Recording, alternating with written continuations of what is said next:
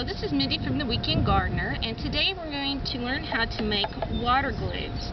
These water globes are great to put in the garden, especially if you're going away for like a weekend and won't be around to water. And you can even put them in your house plants. The simplest water globe to make is with a water bottle. This size is perfect to put in with a house plant. If you're going to put a water globe in your garden, a 2-liter size would work much better. The first part of this process is you need to unscrew it. Some people, just for looks, remove the label from the bottle.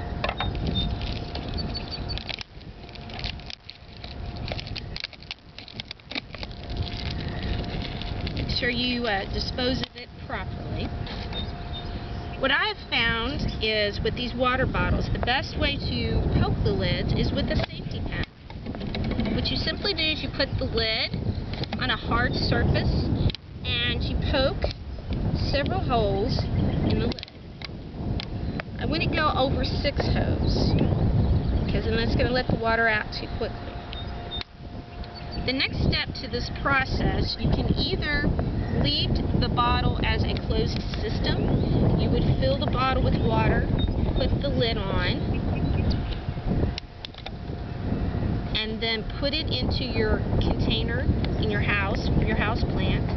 Or you can actually cut the bottom off. This is very beneficial if you are dealing with plants in your garden. You can put the fertilizer solution in here. Sometimes these can be quite a little challenge to get cut into. Scissors or a knife like this works perfectly. If you're doing this project with kids, safety is always first. So use scissors. So how this would work using a 2-liter bottle for the garden, you would simply fill it with water in your fertilizer solution and push down into the ground, which I'm going to show in a few minutes.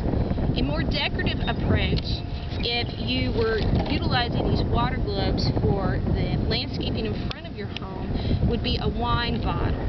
Now you don't do anything with the wine bottle, you just remove the cork or unscrew the cap depending on the type of wine bottle you have.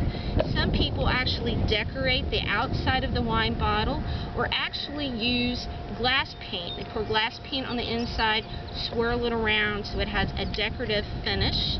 You fill this up with water and then you simply place it in the ground.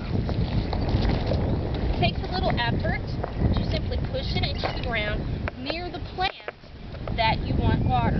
The same principle goes for the plastic bottle. I'll remove this wine bottle so that you can see. You simply place it in the garden at an angle. You would fill it up with water again with your fertilizer solution, and your plant is watered with capillary action. Suggestions: tomatoes, it's not a good idea to get the tomato leaves wet. This approach works much better. It completely eliminates any fungal problems you may develop from getting your tomato plants wet, getting their leaves wet. So, this is a great project to do with the whole family. Until I see you in the garden again, this has been Mindy from The Weekend Gardener.